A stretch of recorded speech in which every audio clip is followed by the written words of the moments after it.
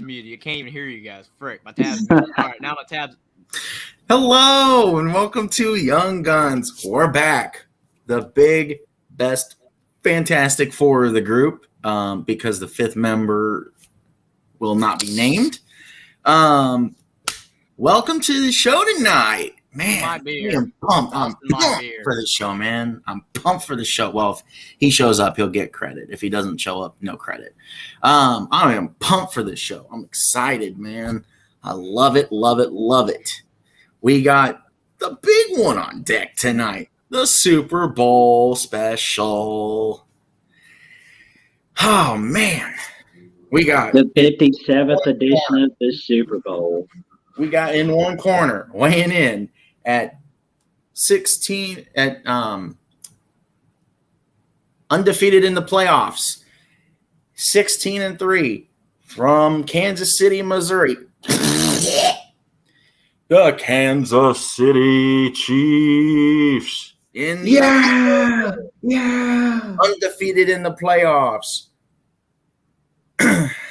Coming in with a record of 16-3, we have the undefeated NFC champion Philadelphia Eagles, all the way from Philadelphia, Pennsylvania. Fly, Eagles, fly. Let's go. Lost the Commanders out of Fly, Eagles, fly.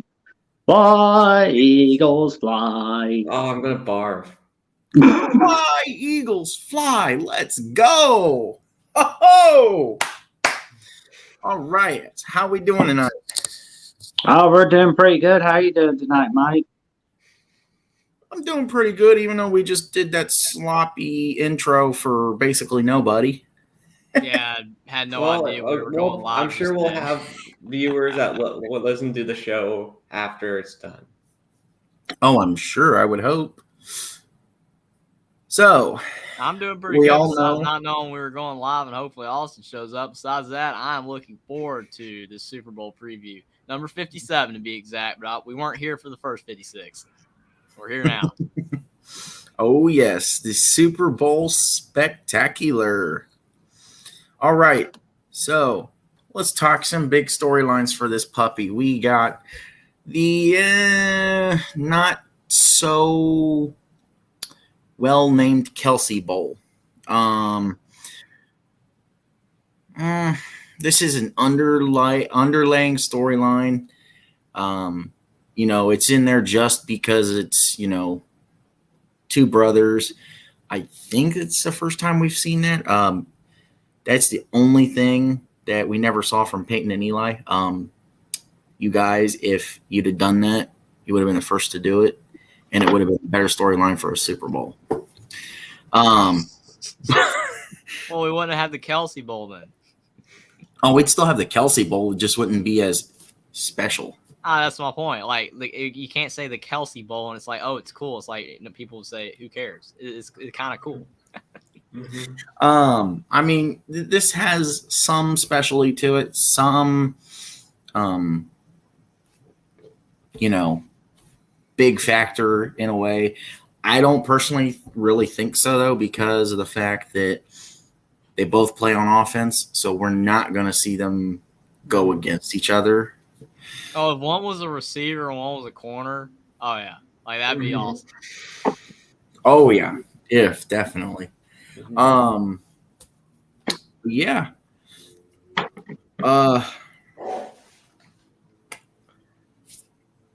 I mean, they're both going to be Hall of Fame players, both having great careers.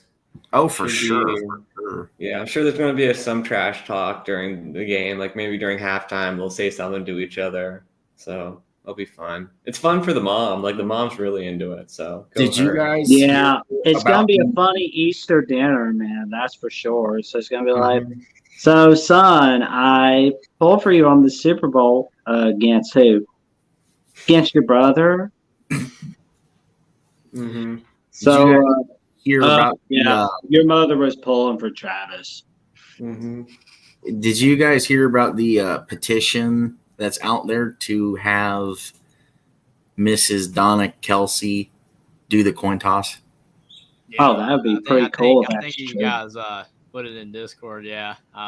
It's pretty crazy, man. I mean, it'd be cool. Mm-hmm. Yeah, I mean, it's definitely a perfect one to get hyped for sure. And now, another, but the most dreaded storyline of this whole Super Bowl. You have the GOAT above me, aka on the left, and the patty cake Patrick Mahomes on the right. To your point, Jeffrey, yes. Why is this a discussion?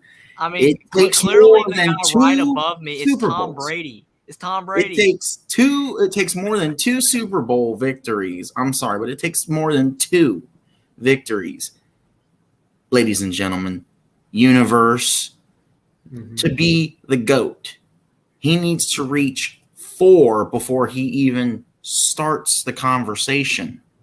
My whole issue, it's not even about what he passes. That's not my issue with it. It's not whether Patrick Mahomes gets past 4 and then it's a conversation. It's the fact that we're having the conversation at all when, especially at this point, let every player be who they are.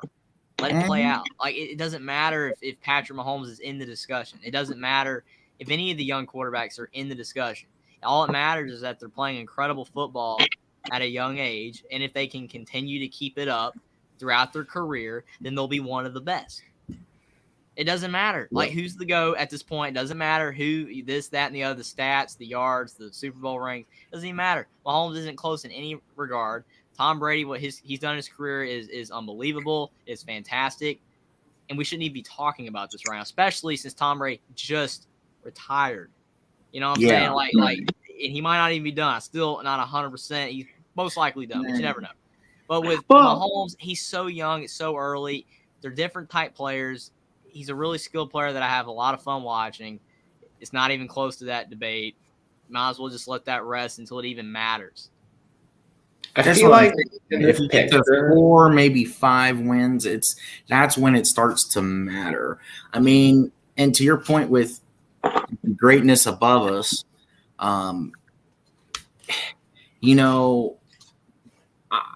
I have my doubts too.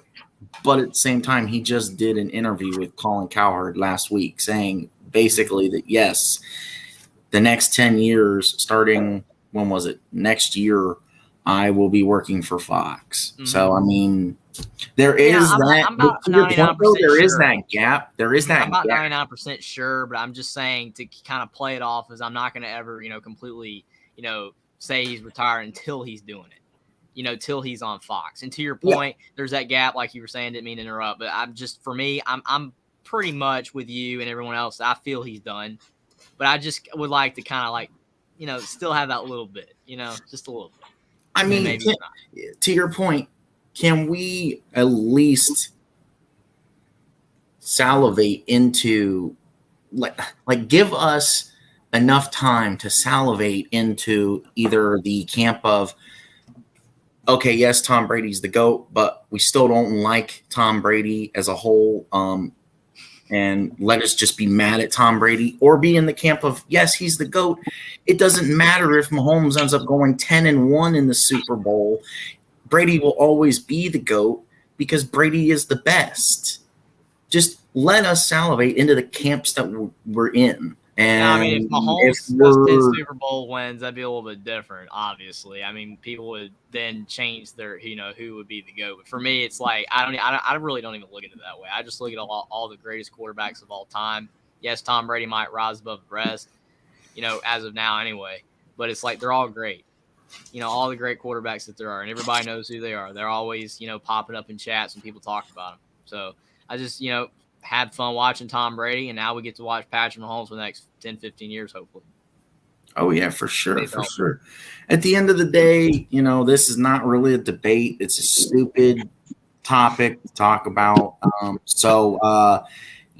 Stephen A. Smith and all of you people in those camps out there trying to say that if Patty Cake Mahomes wins the Super Bowl, he starts to be in the GOAT conversation. Here's your little dunce hat. Go sit in the corner. I mean, to be honest, Buckeye Mike, if you want to talk about GOAT debate, Patrick Mahomes wins. He actually has a GOAT on his face right now. Okay, a goatee.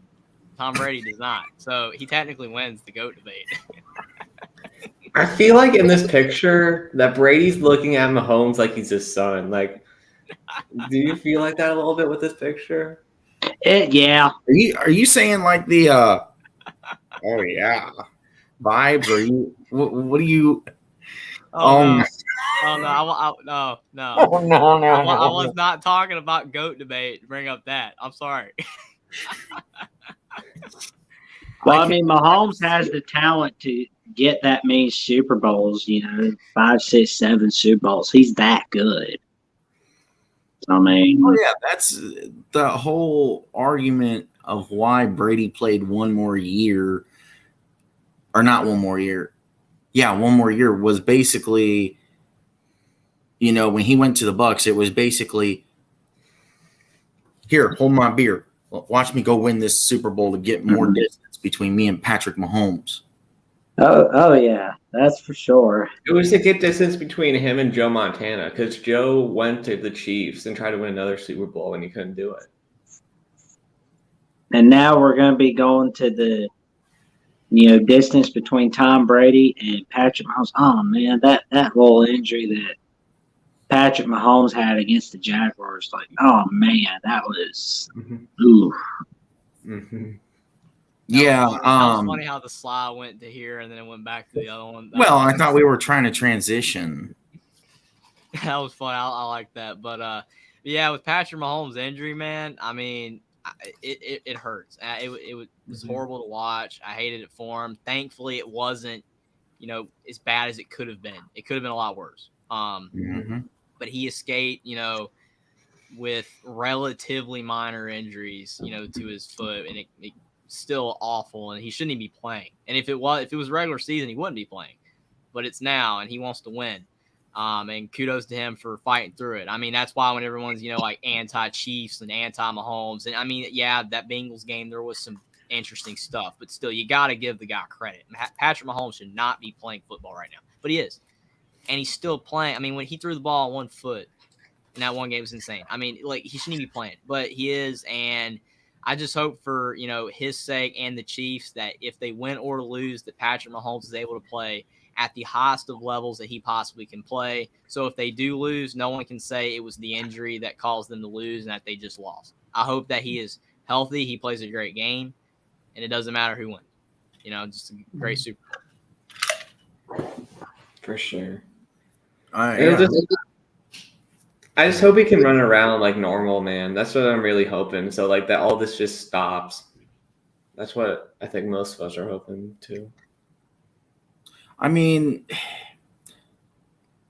I would almost be interested to see if he adjusts and starts to throw like Aaron Rodgers, Brett Favre, where, you get ready to cock back and then you jump, you launch off your feet, you basically release the ball in midair.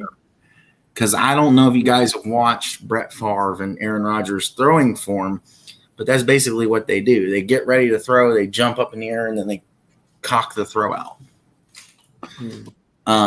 So I guess for me, as far as this part of the storyline is, do we see Pat Mahomes adapt?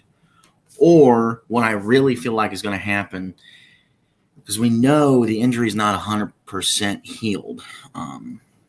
He's probably lucky if it's even 80% at this point, even though, yeah, it's been like 3 weeks roughly. Does the injury allow the Eagles' defensive line to get home fast enough to contain Patrick Mahomes? And honestly, just Philly, I know nobody from the Philadelphia Eagles is watching, but just watch the Super Bowl 55 tape and just do exactly what the Tampa Bay Buccaneers did.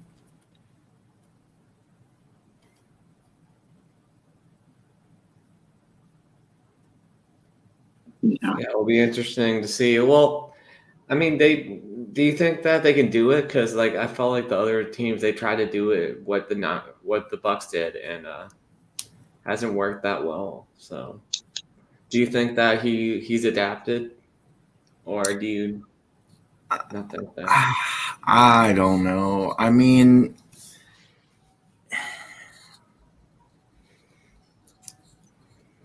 I don't know. It's different.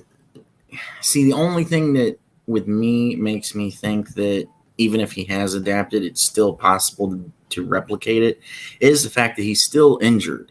Even if he's actually at 90%, he's going to be leery about that ankle. So if you keep coming at that ankle, chopping away at the ankle, eventually he's going to mess up. And he's going to roll his foot wrong, or he's going to land on it wrong, or something's going to happen. And then poof. So for your sake, the guy 2 windows down from me, for your sake, you better pray that he doesn't re-injure himself. Because if he re-injures himself, fly Eagles fly all the way to a championship. Hey man, don't underestimate Chad Henne. No. I will say about Patrick Mahomes, though. I mean, you look at the Bengals game. He was rolling out to his left on that one play, and that's when it started to go downhill for him, because he rolled out to his left and he tried to turn on it, and then he was limping bad the rest of the game. And the Chiefs really didn't do anything the rest of the game. That's why even with all the bad calls, I was like, the Bengals had their chances. Chiefs could not do anything late in that game because Mahomes was clearly prohibited from doing what he normally can do. He couldn't run. He wasn't throwing as well. And he had that fumble. Does he have that fumble if his ankle's not messed up? I don't think so. And I know a lot of people say, oh, he would have fumbled it anyway. That's debatable. I'm not saying that he would have or wouldn't have. I'm just saying that Mahomes don't fumble in big games. He's never fumbled in a playoff game ever. And he just drops back and it just blows out of his hand. Could it be that he was thinking about his foot? I don't know. But his foot is definitely going to be the key factor of this whole entire game. But what's also a key factor in this whole entire game is how many of the receivers are going to be back. Because right now the Chiefs have 3 receivers that are questionable. Tony, Hardman, and Schuster.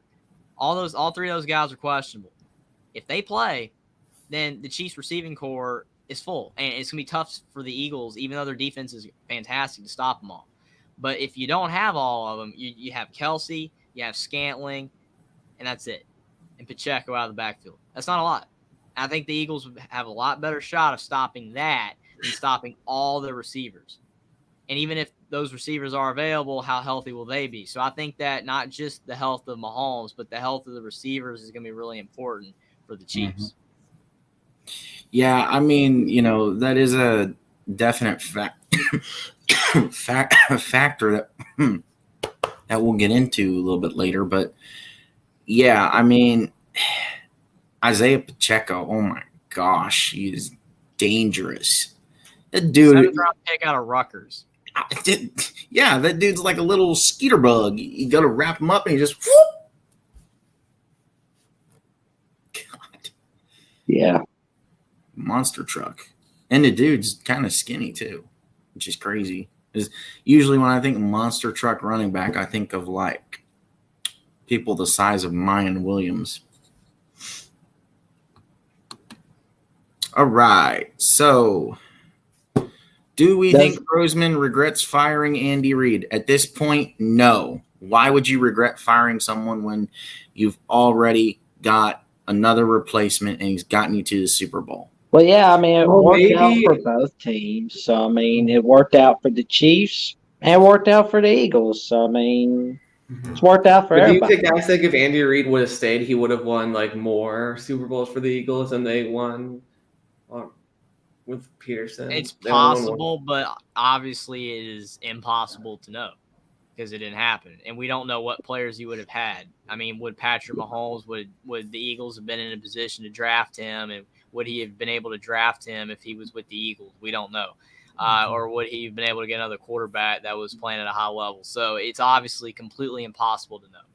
I do think it is possible because Andy Reid's a great coach, but you also have to have players. And with the Chiefs, you got Mahomes. Alex Smith got hurt. Mahomes takes over, and the rest is history. We see what he's done. We don't know what would have happened if he was still with the Eagles. Mm-hmm. I mean, I think the Eagles are fine. And, Sirianni with the Eagles was with the Chiefs.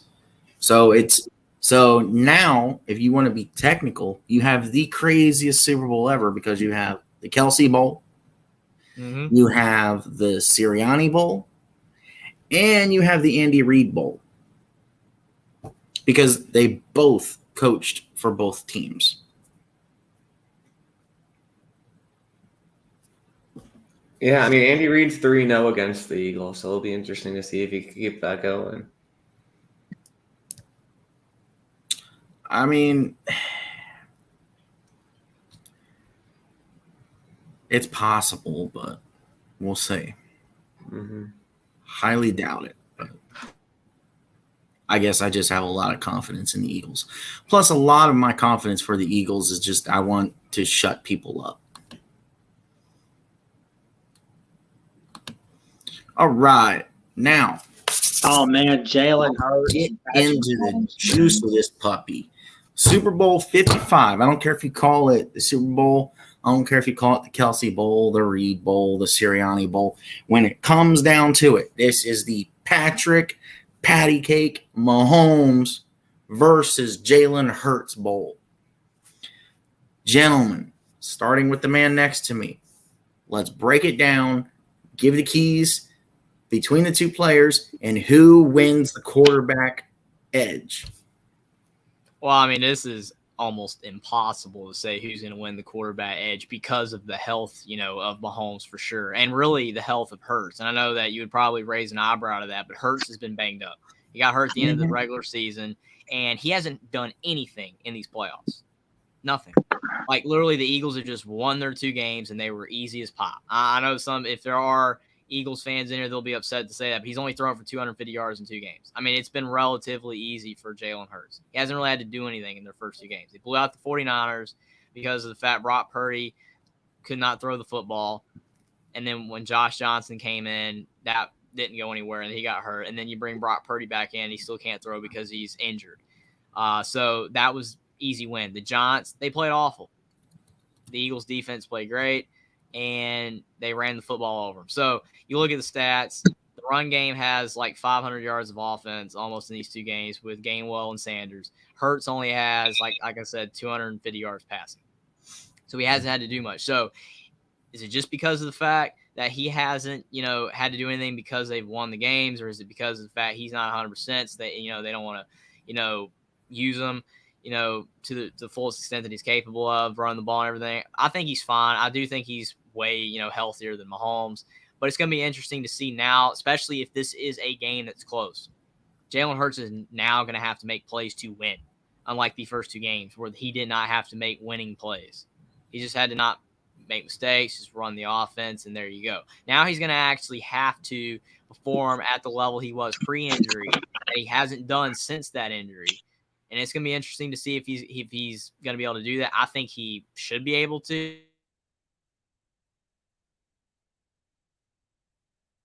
I think he should be about 100%. And I think that Jalen Hurts is going to get, as long as he's close to 100%, he's going to be running the football over the place. He's going to be passing the ball to 2 of the best receivers in the NFL, and A.J. Brown and Devontae Smith. So it's going to be extremely tough for the Chiefs to stop that. But with Patrick Mahomes, the health is more important than with Hurts because we know that Patrick Mahomes is nowhere near 100%. His ankle problem, if it holds up, the Chiefs have a really good shot, specifically if they have the receivers back. And if you have, the run game with Pacheco working. But the issue is also the defense. I know we're not talking about that right now, but the defenses for both teams are going to be key because of the fact if you can get to injured Mahomes, then he's not going to be able to do anything. Hurts, if he's still mobile, if he's not banged up, he's going to be able to run around. So it's going to make it where even if the Chiefs defense pressure, he can just get out of there and still be able to scramble for 5-10 yards. So that the defense is going to be key, especially with the mobility of the 2 quarterbacks. I think that both quarterbacks, if they were 100% even, I still have Mahomes ahead of Hurts, only because Mahomes has more experience. Mahomes, we've seen him in big games more often than Hurts, and Mahomes is a way better passer. And Mahomes, when he's healthy, is a good runner. But since we don't know, how healthy Mahomes is, we really don't know with Hurts either. I think that Hurts, like I said, is more healthy than Mahomes. I would say that Hurts has the edge by a little bit in this game over Mahomes based on Mahomes' injury. But I would have Mahomes as being, having the better edge or being the better quarterback as of this time right now if they were both healthy. But I would give the edge to Hurts because of the fact that Mahomes' injury, and I think that Hurts will be able to run the ball well. And plus with the two defenses, I think that the Eagles defense is going to create more havoc for Mahomes versus the Chiefs defense creating havoc for Hurts. So I think the edge goes to Hurts by a little bit just because of the circumstance. Yeah, I mean, I think it'll be interesting because the Chiefs' defense line has been really good. And, I mean, obviously, the offensive line for the Eagles is better than the offensive line for the Bills and Jags. But it'll be interesting to see if Frank Clark, George Karlaftis, and Chris Jones could get home. Because if they can, who knows, man? Because we haven't seen that yet. Like, we haven't seen Jalen Hurts. He's just pretty much had all day to do whatever he wants. So I think there'll be a big storyline as well. And, I do think the Eagles will definitely get some pressure with Fletcher Cox, Brandon Graham, Ndamukong Suh, Robert Quinn. So it'll be interesting to see how healthy Pat Mahomes is and if he can scramble out. Because that'll be key, because if they can force bad throws out of these quarterbacks, it could tip the scales to the whichever team was able to pick off the quarterback. So that's definitely a big storyline. For sure. First in the league in passing yards per game are the Chiefs on offense, and ninth in passing yards per game on offense are the Eagles. But on defense, first in the passing yards allowed per game are the Eagles, and 18th in passing yards allowed per game are the Chiefs. So on the pass defense, the Eagles have an edge. But on the offense, I love you, Jalen, but unfortunately, I gotta say Mahomes has the edge. Because everybody in the offseason was doubting whether, hey, can the Chiefs win without Tyreek Hill? Can they do it with him? Can they do it without him? Well, he did awesome without Tyreek Hill. So I gotta give the edge to Patrick Mahomes and the Chiefs for right now. As for Jalen, he's awesome, but you're also bound to be awesome with Devontae Smith and AJ Brown at your disposal, and Zach Ertz as well. Yeah, Zach Ertz is gone. Oh, sorry, Dallas Goedert. And to be fair, not to disagree with you because I agree with everything you just said, but to be fair, Mahomes does have Travis Kelce, the best tight end in the NFL right now. And he also has Kadarius Toney, Mecole Hardman, and Juju Smith-Schuster, and Isaiah Pacheco, who are basically all Tyreek Hills, but not as good. You put them all on the field, you can't stop them all. They're all quick.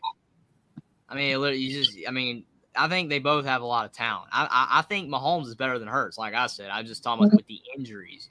The edges to Hurts. You're right, Mahomes is better. But I don't think it's fair to say Hurts, is not as good just because you have the talent of the receivers when so does Mahomes. He does have talent as well. Yeah. Well, I didn't say he's not as good. I just think Mahomes has the edge right now. But, Jalen Hurts is really awesome. And I look forward to seeing him play in Super Bowl 57. Mm-hmm. So there's one thing, and I covered this in my QB comparison video, that you guys forgot, and why, in my opinion, the edge in this easily goes to Jalen Hurts, because he's had so much doubt on himself. He's had to shoulder so much crap. True. Between coming in from high school, going to Alabama, going through the championship game losses, going through the championship game win, going through the saving my team a year after I got benched and the backup saved my team. Then going through the transfer to Oklahoma and taking the stamp at Oklahoma for a year, being a Heisman Trophy finalist, getting to the college football playoff. And honestly, if you don't run into Joe Burrow in the semifinal, you probably win a semifinal game. And you're the first Big 12 team to win a semifinal game. I'll say this, Buckeye Mike. If the Eagles wind up winning Super Bowl 57, here's one man they should thank. Coach Nick Saban. Because when Nick Saban and Jalen Hurts were having a conversation one-on-one, Jalen was wanting to stay at Bama, because he wanted to be loyal and all that stuff. Coach Saban tells him, hey, let me ask you something, Jalen. What's the best school that you could think of as really awesome for quarterbacks? And Jalen goes, Oklahoma? And you need to go to Oklahoma because that's where you're going to be able to thrive at Oklahoma. And he has. All right. I got to respond. Hold on, because he's only half right. The conversation was Jalen wanted to transfer, but he wanted to transfer to Miami, Florida, or Maryland. Yeah. They told him to go to Oklahoma because of what you stated. Yeah. Because Oklahoma at the time, not anymore, piece of junk, a quarterback fix. Because Lincoln Riley is a QB coach masquerading as a head coach. Obviously don't know anything about defense, but that's not what we're talking about. We're talking about the Super Bowl. Exactly. Yeah, Tua Tagovailoa went to Maryland. Yeah. I mean, obviously wasn't as good as Tua. Otherwise, he would have told him to stay. I'm kidding around, man. That's kind of funny, though. Two schools were Miami and Maryland. He went to Oklahoma. Well, Talia did. He went to Maryland. QB school. I mean, and then to go from there to being the second-round pick by the Eagles and having to work his way up to prove himself, he's 2-1 in the playoffs now. With his loss last year to the GOAT, Thomas Edward Patrick Brady Jr. And no A.J. Brown. Yeah, no A.J. Brown. Having what little weapons he does have, I give the edge to Jalen because of his journey. He's a journeyman quarterback already. And he's only, 2-3 years in the league? He's a journeyman quarterback. He's shouldered so much already. He can take the beatings. He can take the hits. He can take the criticism. He loves the praise. He takes responsibility for mistakes. Yes, a lot of the mistakes and blame gets weighed on the quarterback, but you know what? He shoulders it like a man and takes it like a man. Patrick Mahomes, in my opinion, he gets covered up like a Barbie because Andy Reid shifts the blame, because Patrick Mahomes runs away from the blame. And he has flash, and that's the thing. They both have flash, so they're even. Basically everywhere they're even except for the journey. Jalen's journey is better than Mahomes, meaning I give the edge to Jalen because he's endured more, he's went through more, he's had better, harder experiences than Patrick Mahomes. And Patrick Mahomes is a Barbie. Jalen Hurts is a steel worker. Who's a better passer? Jalen. I mean, it's basically even, but I'm going to give it to Jalen.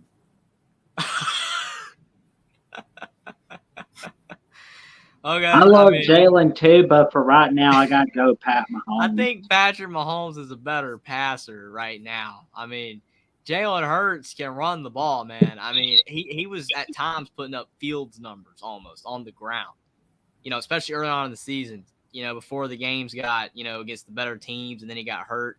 He was putting up big numbers.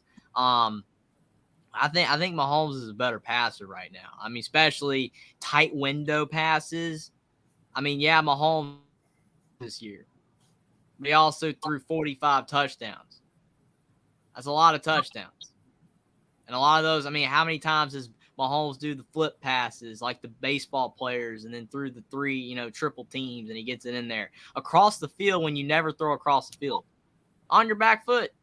I mean, I just think Mahomes is a way better passer than Hurts right now. I think Hurts has got way better at passing. I mean, that was what people were saying was going to keep Hurts from being a starting level quarterback in the NFL, because out of Mac Jones, Tua, Tagovailoa, and Jalen Hurts, everyone had Jalen Hurts way last on that group.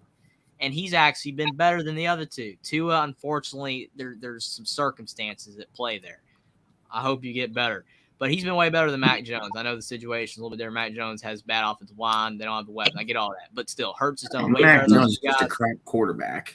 Jalen Hurts has done way better than those two guys, and he's gotten way better. To your point of being a journeyman, and he's never given up. He's never quit, and he's never, said, hey, this is what I am. I'm a backup. He's gotten better to the point now where we're having a debate whether he's better than Mahomes. That suggests how far Jalen Hurts has come. And I don't think the gap's wide. Like I said, and my main point to the whole thing was the fact that Jalen's a journeyman is really the only separation between Jalen and Mahomes, patty cake, because they're basically neck and neck even on every other category outside of how many games have they played in the league, because obviously Mahomes' patty cake's been around longer. Jeff says the problem is going to be for Hurts is no experience in high-pressure games, the Super Bowl. I mean, that is a point for sure. Actually, if you're talking about by level, yes. I mean, I don't know. The CFP National Championship and semifinal games say otherwise. And he does have playoff experience against the greatest of all time, even though every time I say that about the man, it makes me need to go brush my teeth. Yeah, he was a Michigan man. I will say, though, you got to admit with Hurts, though, I mean, he did get benched for Tua in the championship game, and that's why they won that game. Because if Hurts is in that game, they lose. Because Georgia had that figured out. They had Hurts figured out. Tua comes in, he's throwing bombs, game over. I'm not saying it suggests that Hurts is not good. He's gotten way better since then. Because already the whole problem with that season, Tua was an issue for Hurts. I know this is not important to what we're talking about, but you look at that season, Hurts, he threw like 2 picks all year, and he threw like 21 touchdowns. If you saw, like, they were showing Kirk Herbstreit showing the film on ESPN, he was like, Hurts had this wide open receiver downfield, and he wouldn't even throw the ball downfield because he was afraid to make mistakes because he knew Tua was right on his heels. He knew Tua was coming to take his job, and he didn't want to make mistakes because the minute he threw 2 picks in one game, he's benched. He's gone. He's never starting again. All season you heard, oh, Tua's right there. Tua's right there. If Hurts messes up, Tua's right there. Literally, that's all you heard. So for me with Hurts, he was a solid quarterback, but Tua had the upside, the arm strength, the arm talent that Jalen Hurts did not have. But Hurts has gotten better since then because he went to Oklahoma, because he had the success there, and he's gone to the Eagles where they've tailored their offense around him. And that's why he's gotten a lot better. I mean, I don't know. With the adversity thing, I mean, like, literally the Bengals were trash talking all week before that game. And they're facing a ton of adversity. They called Arrowhead Stadium Burrowhead, man. And they went in there, and Mahomes had as good of a game as he could have. So, I mean, the problem becomes, though, with that whole thing is I don't like Kelsey saying Burrowhead, yeah, dude. Until that point, it legally was Burrowhead because you couldn't beat him in your own house. That was the point of calling it Burrowhead. Don't take crap too literally. You idiot. No brain up here for some reason. Or you. I mean, that's what motivated them, man. They were motivated to.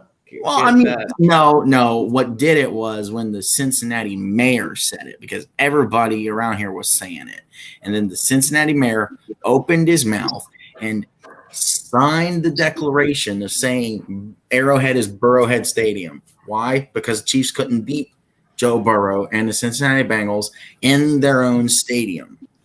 It's kind of like when Purdue kept beating Indiana basketball, even at Assembly Hall for like 5 years in a row, and they did a Twitter image of having the Purdue P on Assembly Hall's court. They did that. Yeah, they did that. Indiana's beaten them the last 2 times. I mean, that's still fine. I mean, that's still like that doesn't defeat my point. Like they were fired up with all the trash talking from the Bengals and the whole city, and they won because of that. So I feel like the Chiefs have also faced Mahomes, and the whole team has also faced that adversity that Jalen Hurts was, and I think they're ready because of that. Definitely. I mean, we'll see. Time will tell. And yeah. So our next one to look at is the Eagles secondary against the Chiefs receivers. Yeah, I kind of got a little ahead of myself on this topic talking about the receivers. But yet again, health of the Chiefs receivers is key.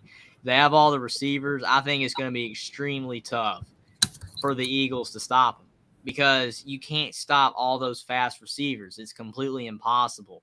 Kadarius Toney was brought in for that reason alone, just to be an extra guy that's quick. Like I said, you've got Juju Smith-Schuster. You've got Mecole Hardman.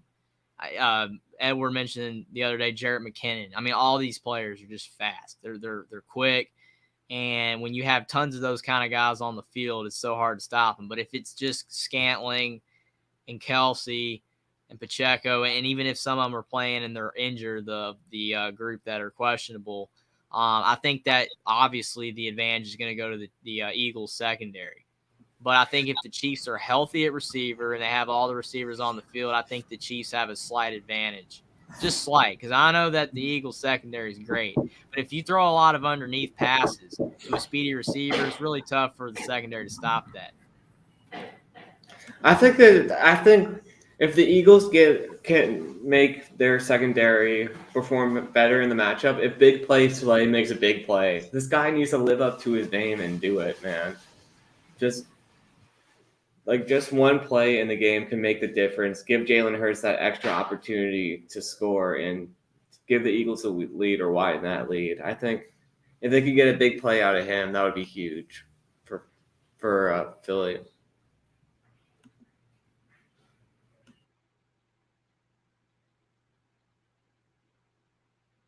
But yeah, it's gonna be really big right there. You got a great battle between AJ Brown and Devontae Smith going up against that Chiefs defense, which is kind of meh but good enough.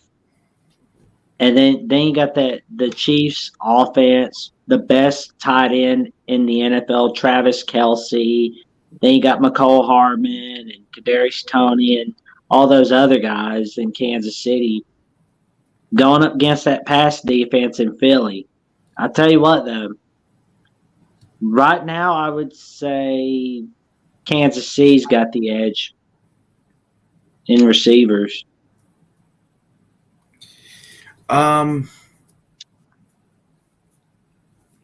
Both sides have weapons at receiver. I feel like they both run deep, and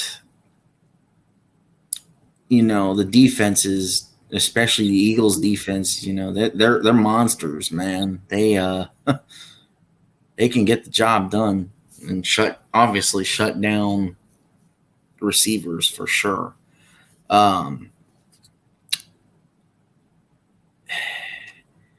Mecole Hardman, to Jeffrey's point that he's been saying and jumping the gun all night. If you can shut down one or two of the big time, shut down Travis Kelce or limit him, shut down Mecole Hardman or just limit him, just cause limitation on the Chiefs offense to where it forces, Decker to bounce off of a like a chip block into the flats and hit Isaiah Pacheco for an immediate tackle in the flats, then, plays like that, you're going to cause enough stops and win the game. It's there. It's neck and neck, in my opinion, on both sides of the ball. And I give the edge to Philly just because I like the defense better than the receiving options here. JT56, he thinks Philly 38, KC 17. Oh, I don't think it's going to be that high, but That's his the winner. I wouldn't say that. Yeah, I think this is going to be like a 40s to 30s type game. I definitely think the Chiefs will score more than 17, but if they do only score 17, I think it's Pat Mahomes gets injured again, unfortunately. So, what's up, how are you? Thank you for coming on. Thank you for coming on to the chat. All right. So now we're breaking it down from the Eagles receivers versus the Chiefs secondary point of view. Oh, wow. Okay, I mean, this one's actually, to me, about the same. I mean, I think the Chiefs have a really good secondary. Like the Eagles. I think the Eagles is better. I think the Chiefs, it's more youth on that side of the ball, but they still have really good players. But you're talking about Devontae Smith, A.J. Brown. I mean, two of the best receivers in the NFL. I mean, it is going to be almost impossible, extremely tough to stop.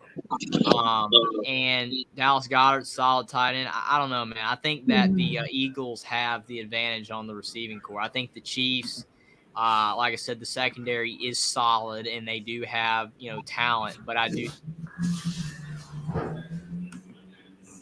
think that the Eagles receive. I think that for the Chiefs secondary, they're going to, since they're so young, and I mean, I'm sure these guys are going to become stars. We just don't know it yet. They're going to need a little help from the pass rush here, just to force the throws not to be like dimes every time from Jalen Hurts. So if they can get a hand in there and break it up, that'll help them out a lot. So, but they're in a tough spot just because they're so young, and the Eagles have great receivers. Yeah, the Phillies, they have the edge on the secondary because they are first in passing yards allowed per game. And unfortunately, the Chiefs are not very good on the secondary because they are 18th in passing yards per game. That is a bad stat. If you want to stop A.J. Brown and Devontae Smith in their tracks, you got to do better than that, Kansas City. You have to do better than that.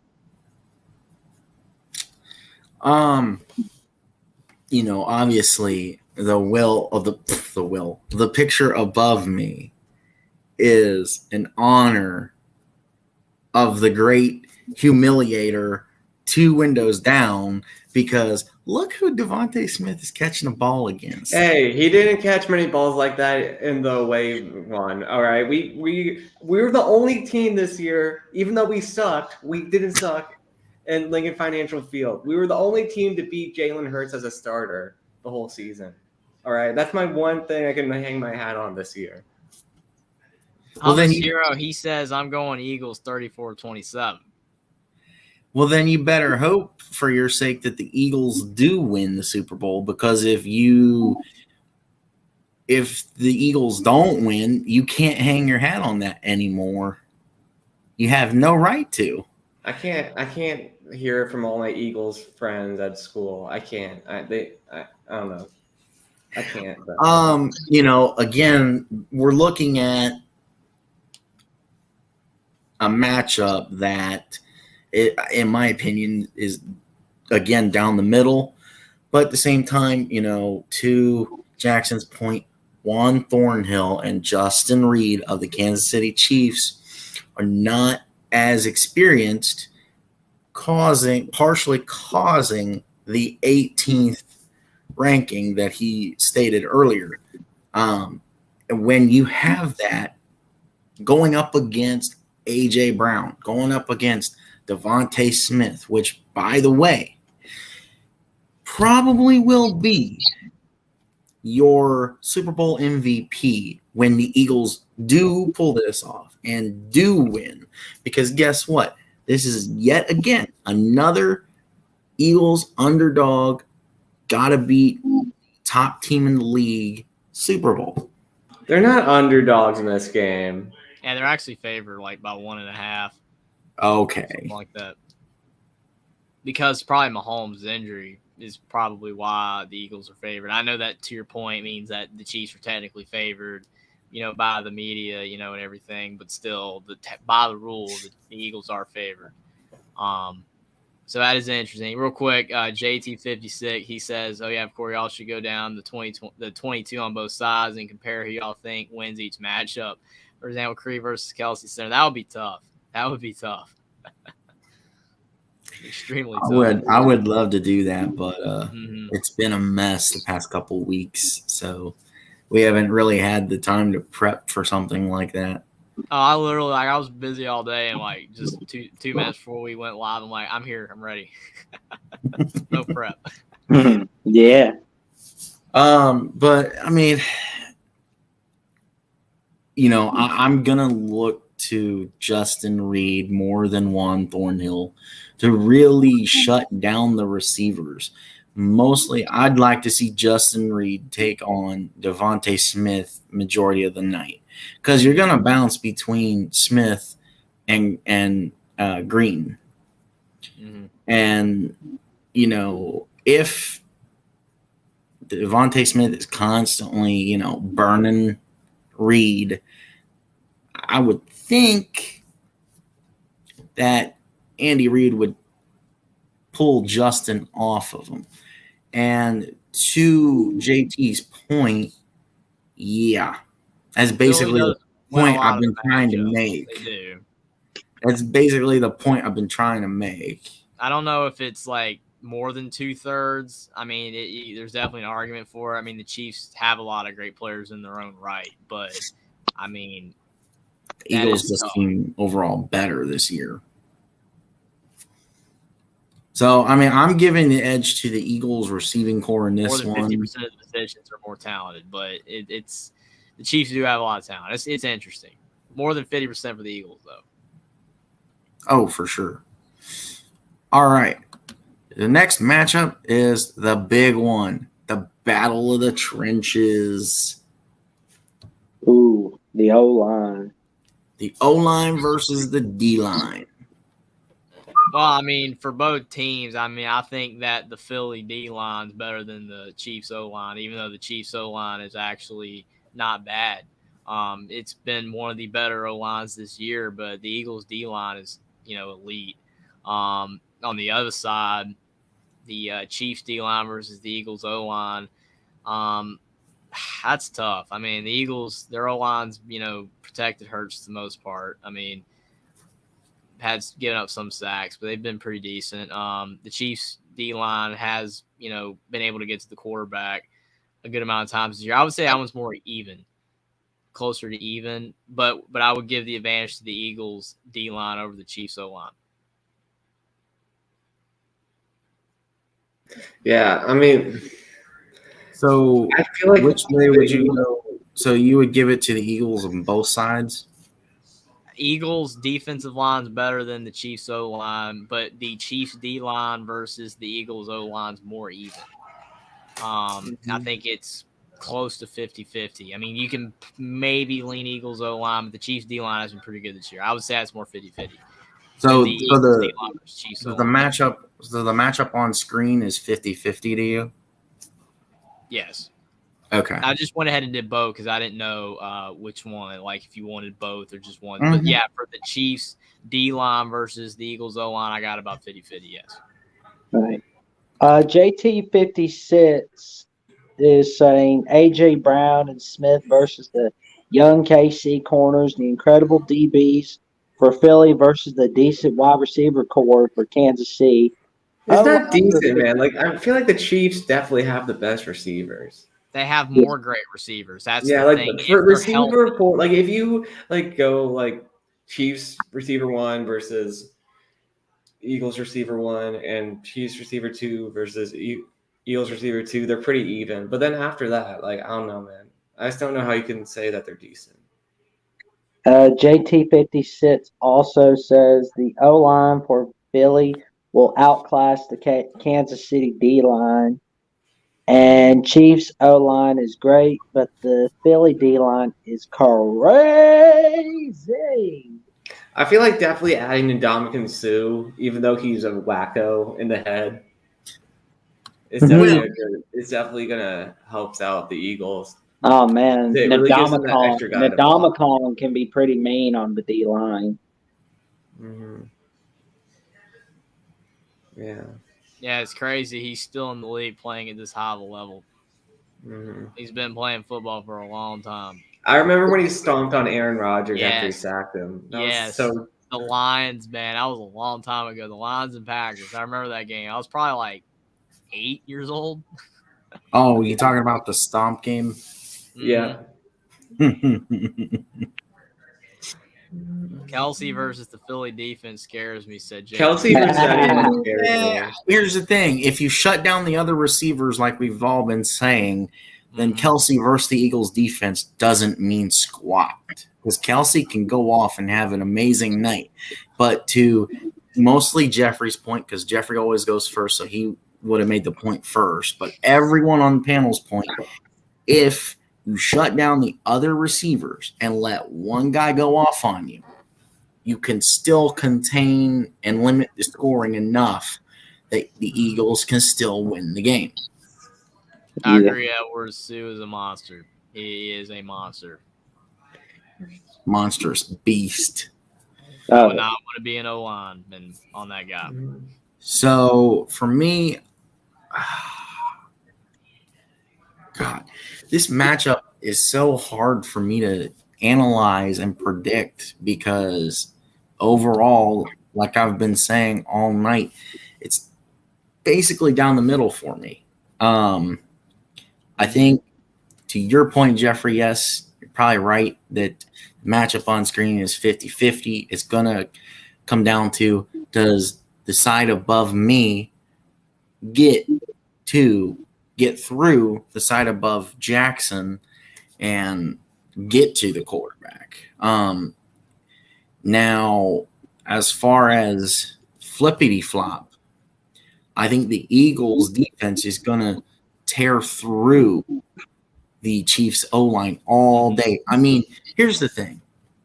If we have an incident like we did in Kansas City 2 weeks ago, almost 2 weeks ago, where Mahomes is running through a hole and you can blatantly, obviously see on the TV screen that there's an offensive holding penalty. I don't care if it's the first play of the game. I don't care if it's in the middle of the game. I don't care if it's the last drive of the game. Hey, referees, you freaking zebras that hate being criticized but always do stupid crap to be criticized. Let's reach in the back and whip out that yellow hanky, because if there's a call to be made, you need to make the call. This is the last game of the year. I don't care if the game goes 6 hours in this case. I want the game called properly, call every single little play foul that there is made in the game. Why? Because people keep getting on you, and then you want to turn around, whine, and run to the league about we're being picked on and bullied. But yeah, you're being picked on and bullied because you can't call a game properly. You have blinders on for some stupid reason. You cost a team a trip to the Super Bowl. So in my opinion, I think overall the edge goes to the Eagles, even though, yes, to your point, the matchup on screen is down the middle 50-50. I still would give the edge to the Eagles, because I see at one point the Eagles just blasting through the O-line and just squashing Patrick Mahomes and hopefully making him turn his ankle. Maybe I can get some actual zebras to officiate this game, Buck. I'm like, maybe that'll make it better. I mean, there's going to be a bad decision in there. It's just going to happen. It's the Super Bowl. I mean, the thing is, man, is that, like I said, last time rehashing the Bengals-Chiefs game, yes, there were bad calls, but the Bengals still should have won. They made a lot of errors themselves. There were bad calls. To your point, you want the game, every actual foul to be called. You don't want the game to be, drawn out or slow either, but you want every foul to be called. You don't want anybody saying that the winner won because of calls. You want people to say that the team won because they won. Mm-hmm. It's extremely tough to do that these days because of the fact with social media, people nitpick everything, literally. That's right. The other thing. Like back in the past, there was no social media. You had maybe one camera angle. People didn't really see it on their grainy 20-inch TV that was barely colored. You know what I'm saying? Like, so people couldn't really complain. But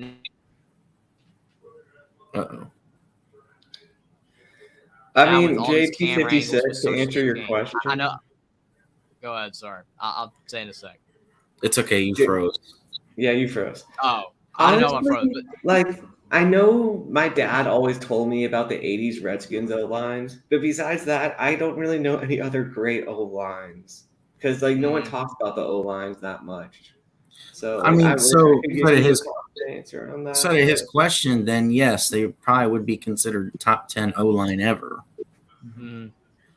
Back to my point really quick, if you don't mind. I didn't mean to freeze. Sorry, my internet. I don't know, but my point is that the other day with all the camera angles in the Indiana Rutgers basketball game, couldn't see it live, but someone showed a replay after the game was over that Paul Mulcahy for Rutgers tripped Jackson Davis.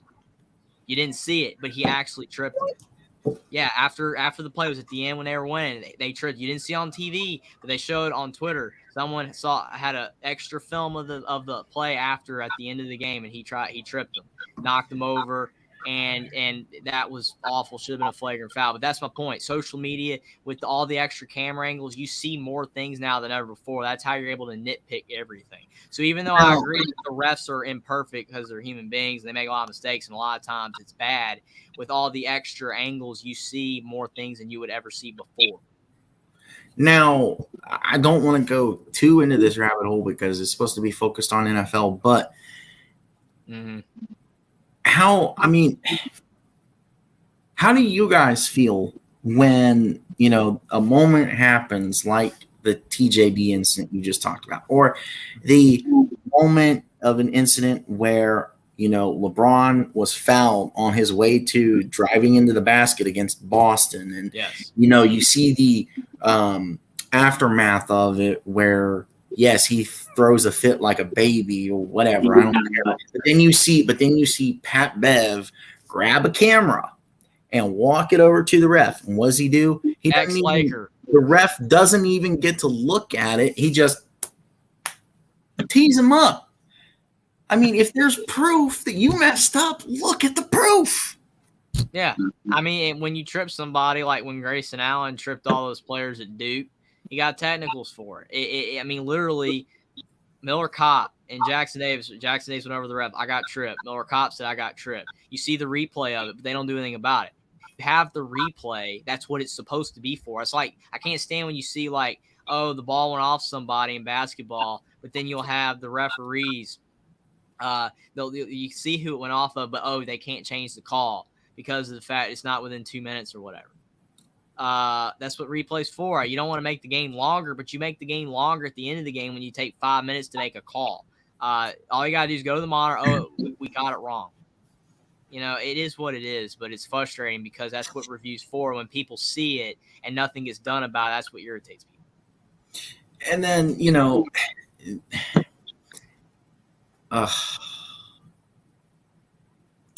what are your guys' opinion of the 2-minute warning itself?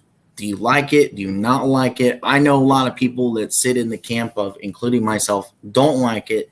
Get rid of it. Stupid rule. Because all it really basically is an extra timeout for each team, and it's a freaking TV timeout. I mean, I could definitely see getting rid of it, but it doesn't really bother me because it's only an NFL thing and it's been going on for 40, 50 years, so it doesn't really matter. I completely understand your point for sure, but yeah, Yeah, it doesn't really matter. 2-minute warning's pretty good. I mean, it helps both teams. I mean, it gives you a break to calm down. You're about to have a heart attack watching the game. Exactly, and it kind of helps them health wise. So I'm not seeing the issue at the moment. I think it's the impatience of people of not wanting to watch more TV commercials when all you got to do is mute them if you don't like them. Yeah, that's true.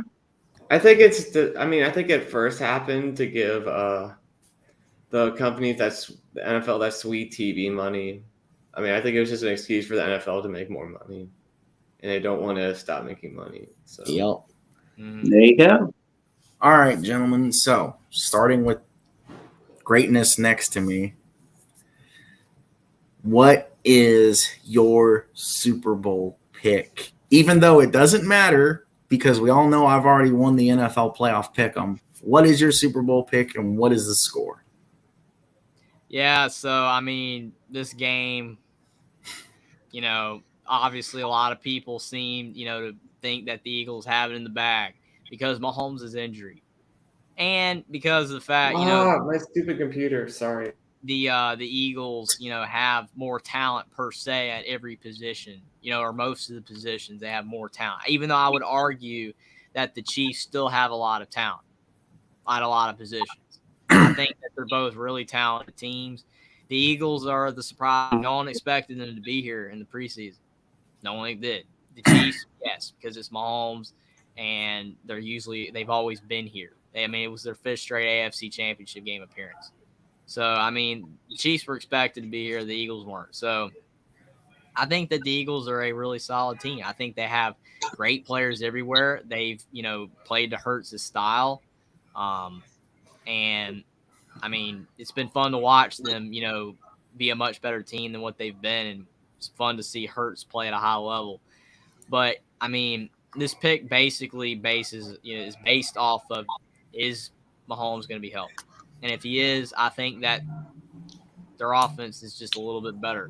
Overall, when he's healthy, I don't know, or close to healthy, and you have all the receivers, it could backfire, but I'm going to go with the Kansas City Chiefs 31-28 over the Eagles. Mm-hmm. At least it's close. Mm-hmm. No, it's not going to be a blowout either way. It's not. Oh, what did you say your final score was for the Chiefs?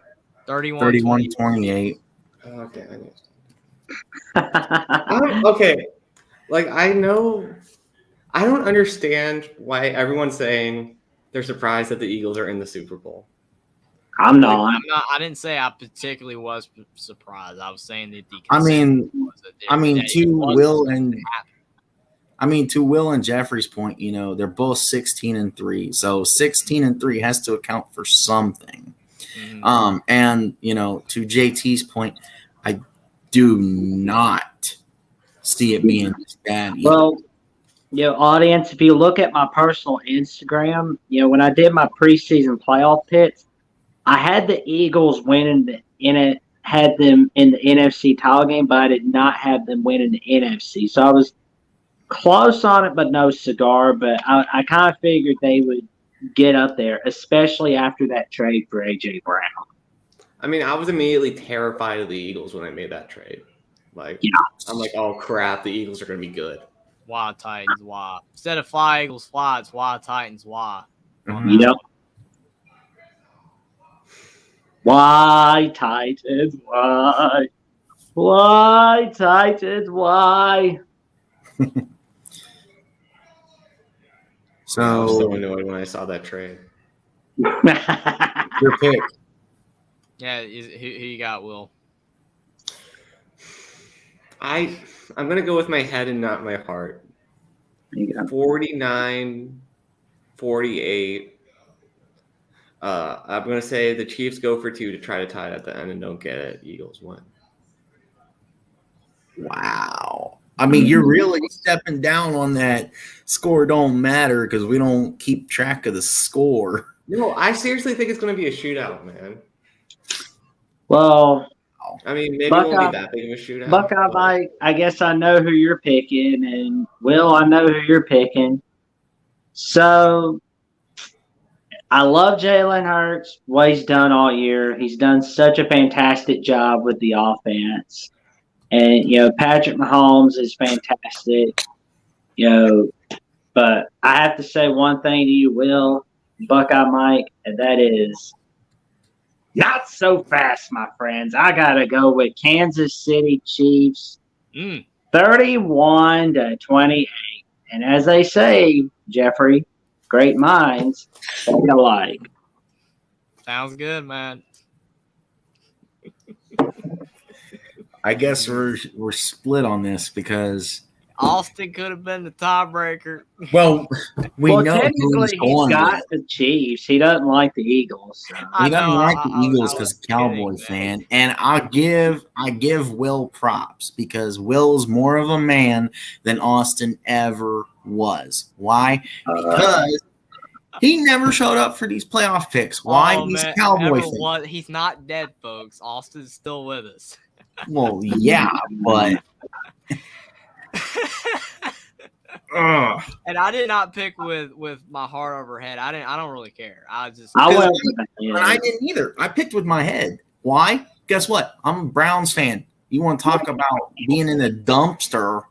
We're a dumpster fire every year. We have one chance with a really good quarterback, have the ability to escalate him to an incredible, amazing quarterback. And what do? We crap the bed with him, and then we ship him off to Carolina. You got Chiefs 27-24 here. JT 56, not a fan. And Edward said Philly's going to win. So it seems more people are on the Philly side. Like I said, it could go either way. But if Mahomes is close to 100%, I don't know. I just feel the Chiefs might get it done. So if Mahomes, even though he's not 100%, he's still going to make those big plays, man. I would not underestimate Patrick Mahomes, man, and his athleticism. See, I think because you said when he bootlegged left, I would think. Shut up, Edward. I would think that would be when you roll out, when you bootleg right, because you have to stop on the right foot and throw off the right foot. All your power comes through the right foot. Yeah, I agree with you, but if you saw in the game, he was doing pretty good. Like, the whole game I was watching that ankle, he seemed okay. And then when he rolled out to the left and he turned, because you have to turn your body to throw when you're going left. And when he did, he put his foot in the ground, and it did not look good after that. He was hobbling back, and he was hobbling the rest of the game. That play changed it. I don't know why, because I agree with you. You think rolling out to the right, but it's something about when he turned, because like he was keeping it straight. He couldn't anyway in that game turn his like a lot of people when they have injuries, like even when you see like players have ACLs, you might be able to walk straight, but you can't turn it. If you turn it, it's over. And he turned it. So if his ankle's still the way it is and it's not, close to 100%, he cannot turn on that ankle or bad things are going to happen. He has to keep it straight. No jukes, no, crazy, the quarterback's coach and the offensive coordinator and Andy Reid all need to say before the game, no play where Patrick Mahomes turns that ankle, because if it does, it could go south quickly. For sure. Sure. So I mean, after looking over all this and talking about this for almost an hour, 15 minutes now, oh my God, I've been going with Philly with confidence this whole time, but I don't know. Like you said, the factor will be Patrick Mahomes. Yeah. Screw it. Eagles win 27-24. I mean, that's what the opposite opinion's for, man. I mean, it's like, if everybody on here was picking Eagles and, it's going to be a blowout Eagles win, then of course your confidence is going to be sky high. You know what I'm saying? But it's like when you have that, when you take the opposite approach, say, well, you look at this, and this, and me and Jackson picked the Chiefs, even though we could be completely wrong, and the Eagles win, then, I mean, that's when the doubt. I mean, I almost feel like, here's the thing, with our Discord and the chats that we have in the Discord, I almost feel like I'm obligated to take the Eagles on the 5-year anniversary of their last Super Bowl. Why? Because we have someone in our Discord who has been shoving Patrick Mahomes' greatness down my throat this entire time. He's not here, by the way. Dude, why he's not here? So I feel obligated because of that to take the Eagles. Plus, I like both quarterbacks. I like Jalen Hurts. Therefore, Eagles. Boom. Mic drop. Okay. You pick a team because you like the quarterback better. What a reason. I mean, I'm a Browns fan. I'm entitled to have whatever reason I want. I'm just kidding. If only the Browns were in the Super Bowl, man. Oh my God! You think I'm bad right now? The Browns versus worse. The Browns versus the Commanders or something. Oh my God! What if it were the Browns versus Lions? Imagine that, Browns versus Lions. Talk about the Super Crap Bowl. If we freaking would have beaten the Browns, our team was crap, so we would have lost. But we would have made the playoffs, but we freaking lost to the Browns. So, last topic, just take a few minutes. I want to know what you guys think. I have, over the years, because of being a Browns fan, started to get on the bandwagon of every team needs to make the NFL playoffs. No. What do you mean? But it should be, however, expand the playoffs to 32 teams. No, and every team in the league you were saying that you want to see every team make the playoffs, like even the bad teams, like the Bears, make the playoffs every now and then. Yeah, I would like to see that because of the fact different teams in there. But if you're saying every team make the playoffs, then what's the point of the regular season, man? No way. Yeah, I don't want every team to make the playoffs every year. I want to see all the teams make the playoffs eventually. That's what I want. Realistically, yes. Now, yes, it should. Because, yes, there needs to be a limit. I think if there's another expansion, it's only going to be to 16. And that's it. That's how it should be. 16 teams. That's it. 16 teams. Yes, I know. I have hardly talked about this in my whole life, but I have at points been on the bandwagon of every team makes the playoffs every year because I'm sick and tired of this crap of the freaking Browns are not good enough to make the playoffs. Just make them the 32nd team, make them play the Patriots or the Chiefs and be done with it. And then they're out in the first round. Just allow them to be able to be good enough. They beat the Patriots this year.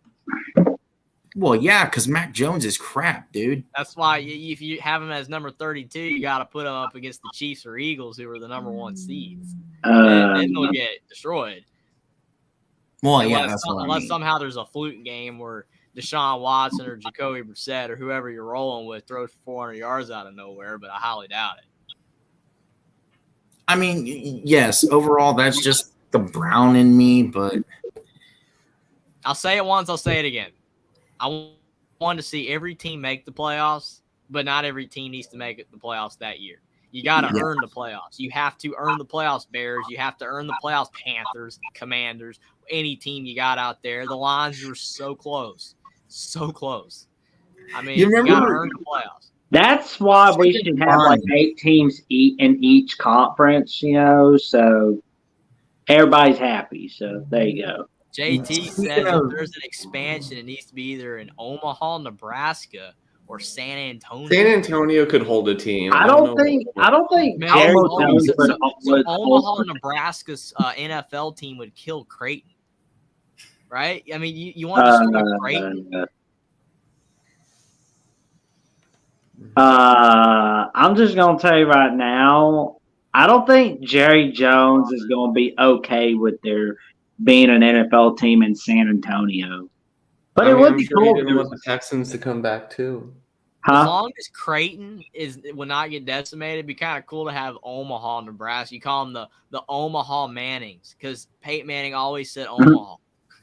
True. So if you would put a team in San Antonio, You've already got the name made up. Just call them the freaking San Antonio Oilers. Boom. You bring back an old franchise in a different location, which is fine. You had the Baltimore Colts. They moved to Indianapolis, became the Indianapolis Colts. So it would be the same thing. So, boom. There you go. So if we had like an Omaha team, maybe we should have like a team called the Omaha Farmers, Omaha Farmers got to have an NFL team too. The Omaha Farmers versus Washington Commanders. The Omaha Franks. Hey, Farmers are pretty tough, man. They are not to be trifled with. Well, I'm hoping that the Defenders will give us a good football team. Edwards says if they expand, they're already talking about London or Mexico. Man. That's I don't know. I mean, we already got, like Canadian teams in baseball and a Canadian team in the NBA. So, I mean, you could expand. Well, we have, we have like a Canadian team in the MLB, Canadian team in the NBA. Canada first. A lot of Canadian teams in the NHL. Well, Canada, they want to keep the CFL alive.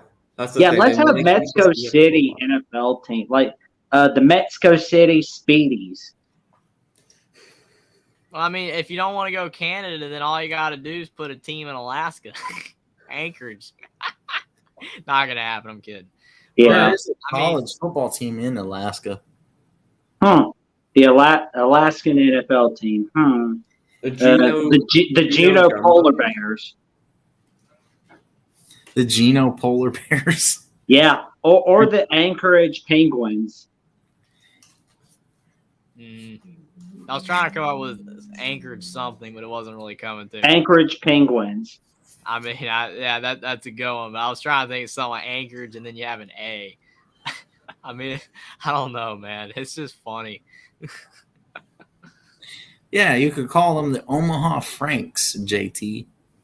The Anchorage Rudolphs. That's a good one. Uh-oh. JT says, if y'all been to a Husker game, y'all know why Nebraska deserves a team. They got so much support. Omaha is no pro sports. I would love to go to Omaha, Nebraska, man. That would be so cool, especially at Nebraska Stadium. I mean, Nebraska football's got such an awesome stadium. It's wow. I mean, the Anchorage Eskimos. Yeah. That's good. Yeah. That'd be cool. Let's give them. Oh, dear Lord. That's too much of a close-up that we never needed to see. Okay. Come on, Buck. My freaking computer is being stupid again. I don't know what's going on. Yeah. The Anchorage Icemen. That's a good one.